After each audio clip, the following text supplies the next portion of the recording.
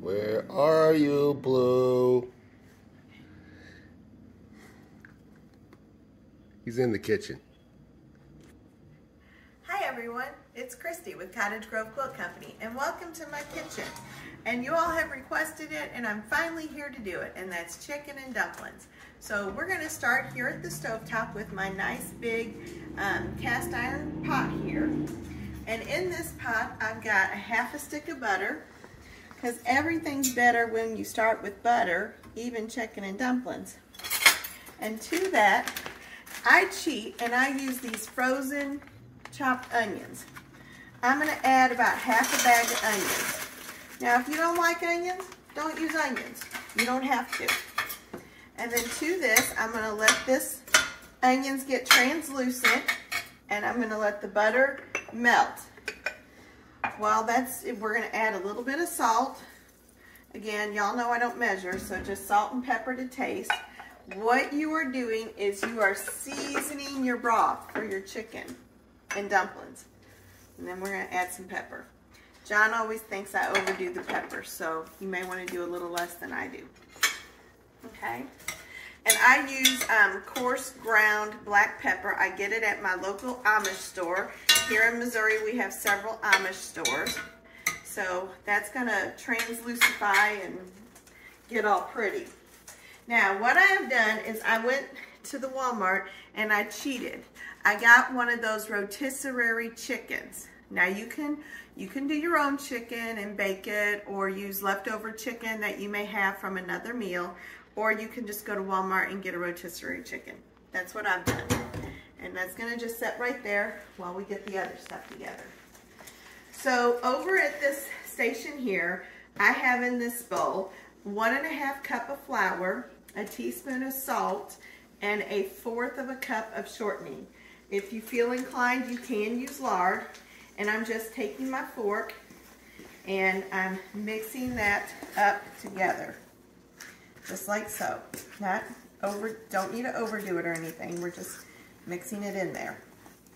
And then I'm just crumbling that shortening in with that flour. And you'll see why in a little bit.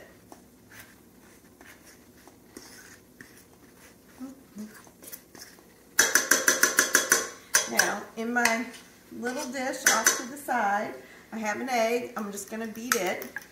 I'm going to wait to put this egg in for right now, but I did want to beat it. And then make sure you've got your shortening worked out. Okay, that looks pretty good. All right, I'm hearing some sizzling over here. So let's see how this is going. Yep, my butter's melting and we're doing pretty good. Now, I like my gravy from my chicken and dumplings to be like gravy. I like my broth to be cooked well, seasoned well, and to have some body to it. If you like your gravy to be more translucent, then don't do this next part. If you like your gravy to be like mine, where it's a little more body and it's like a gravy, then you're going to do this. So what I've got here is, because I used a half a stick of butter, I'm going to use 1/4 cup of flour. And I'm just going to sprinkle my flour in here. And what we're doing basically is making a blonde roux. If you're used to making Cajun food, you know the term roux. Well, you can cook a roux and get it real dark, and that's what you use to make gumbo.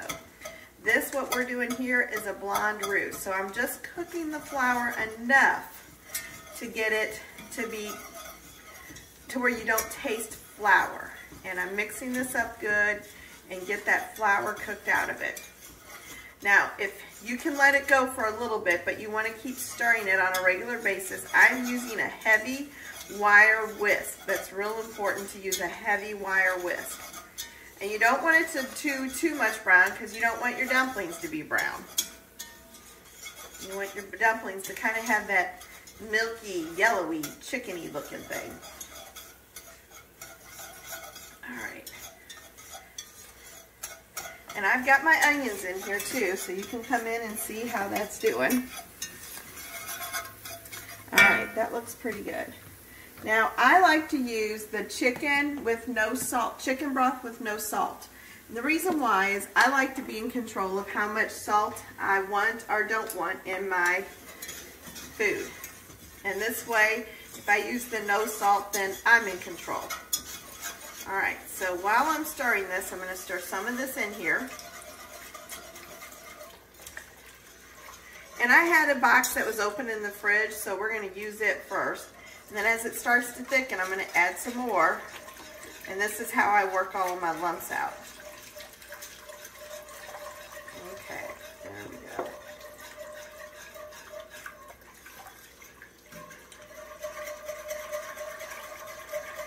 All right, so give that a good cook.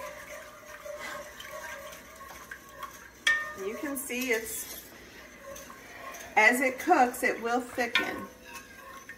But this is what we look like. All right, now to this, we're gonna add our chicken. I think I can be pretty much done with my wire whisk. We're gonna add our chicken and put that in. Now, I need to have room for my dumplings. That's not enough liquid. So what I'm gonna do is I'm gonna add probably half of this next box. So I guess in total it'd be about 1.5 boxes. Well, or 1.3 boxes or something. You can always add more, you can add less. A lot of this depends on how many people you're feeding to. So now I've got my burner up pretty good, and I want this to cook nice and quick and come to a boil. And when it does, then we'll start rolling out our dumplings. So give us just a minute. Okay. Okay, we're back and our pot's boiling. Look at that. Now I like it to be a hard boil like that for a couple reasons. I don't cut my chicken into tiny pieces, and this helps it shred as it boils a little bit. And then also I did taste my broth, and it just didn't have quite enough season for my tasting. So I had a little teeny tiny piece of bay leaf that I just put in there to just kind of help season it. Okay. Now let's start worrying about our dumplings. All right, over here we have our mixture, again, of the flour and the shortening. And to this, we are going to add 1/2 cup of our hot broth. Now, I've also got in here, you know, onions and seasoning. So I want to be sure I pull some of that out. And then I'm going to put the rest of it in with my egg to kind of temper my egg a little bit, so I don't end up with scrambled eggs. So come over here and let's do the egg. And then pour that in. There we go. And then we're just going to bring this together. And you just kind of have a little bit of a well in the bottom. You worked it in and then come around the sides again and get it down in there. And it'll be a little dry like this, and that's okay. If you're concerned it's too dry, you can always add a little bit more liquid. I think I'm going to add just a little bit more liquid. So let me just come over here and I'll just get it right out of my boiling pot. You want this broth to be nice and hot when it goes onto your dough. All right. Now look at that. Isn't that nice? All right. Now what you're going to do is roll them out. Now I'm going to pause here for a second before I make a giant mess and say there are two versions to dumplings. There is the rolled out method that is traditionally done in my family, and then there's the drop dumplings traditionally done in my husband's family. He and I got married, and now he eats rolled dumplings instead of drop dumplings. Either one is fine, but I'm showing you the rolled dumpling. Okay, so I'm going to come in here, I'm going to get some flour. Generous with the flour. Don't be afraid to flour. So that right there is about 1/2 cup. Flour your hands good. Take that off there. And I'm just going to start with half of this in this nice little ball of nice warm goodness here. And get that, and I'm going to just knead it for a little bit just to get it to come together good. Probably about 10 times around, I guess, is good. You don't want to overdo it because you're not making bread here. But be sure you generously flour your countertop. And then we're going to roll. These are why these are called rolled dumplings. spread it out a little bit. I'll lift it up, bring in some more flour, put it down, and then away we go. And these will get, you want them to be thin. You're not looking for a pie crust, you're looking for dumplings. You want them to be nice and thin. So just like, almost to where you can see through them, but not quite. Okay. All right, there we go. That's one set of dumplings right there. Now, handy dandy tool, pizza cutter. This is how I do my dumplings, is I cut them with a pizza cutter. So that little piece there, that's gonna go away. Now you could get a measure stick out and you can measure, but I don't measure. I measure quilts. I don't measure in my kitchen. That way, they just look more homemade. You don't want them to look like they came out of the bag at the Walmart, then nobody will believe you did them. Okay, and then we're gonna go this way. Here we go. Look at that. That's good enough. And then I'll just use my pizza cutter. And we're just going to take these and drop them in, and I'll show you how to do that. And then I'll do the next batch. And again, I'm not worried about, I mean, they're going to lose some shape a little bit, but I'm not too worried. I'm just putting them up in here. And because you have all that flour on them, they're not going to stick. And I still have more flour for the next batch. And also that flour is going to help thicken your dough, or your broth a little bit. So we're not going to put them all, dump them in at one time. We're going to just drop them in like this, a few at a time. And then we're going to start. And